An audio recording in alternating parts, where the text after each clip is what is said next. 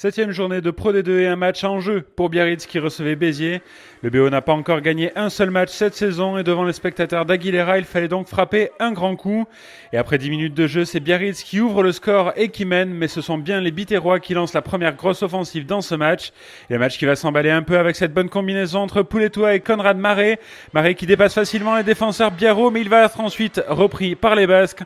Ça joue vite, le jeu est bien converti, les Biterrois tentent d'envoyer du jeu et ça passe par Bati. Bati bien pris au sol, mais les Basques vont ensuite se mettre à la faute au sol. C'est dommage, car la défense était belle côté BO.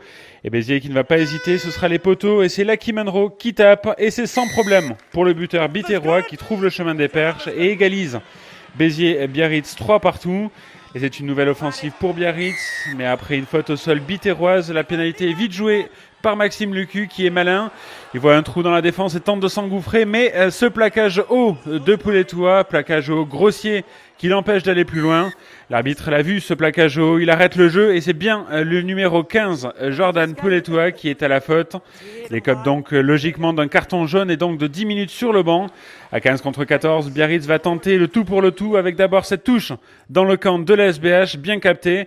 Béziers va tenter de se dégager directement dans les bras d'Ngwenya. Ngwenya qui va alors remonter sur plus de 60 mètres. Quelle action du joueur américain qui dépose littéralement toute la défense et prend de vitesse même les arrières biterrois pour inscrire le premier essai de Biarritz. Un premier essai qui vient récompenser l'ultra-domination des Basques dans ce premier acte. Et 13-3, c'est donc le score à la mi-temps. 13-3 donc au retour des vestiaires et dès les premières minutes de cette seconde période, ce sont les Basques, encore eux, qui vont prendre le jeu à leur compte avec cette très bonne mêlée biarrotte. Un secteur du jeu qui réussit au Biarritz Olympique dans ce match. On va revoir ici l'effort du pack biarro qui arrive à conserver largement le ballon et qui met la SBH à la faute. Et c'est Maxime Lucu, encore lui, qui va prendre les points au pied.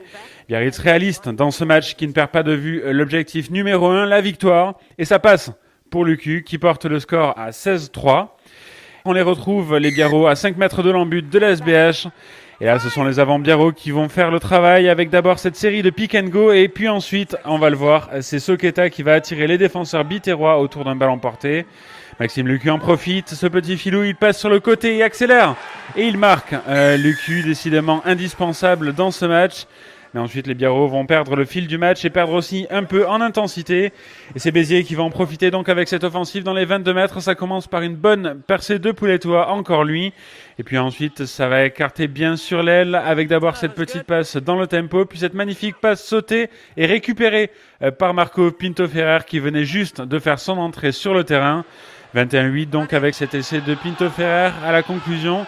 Le match est relancé pour les Biterrois qui étaient jusque-là plutôt ternes dans leur jeu.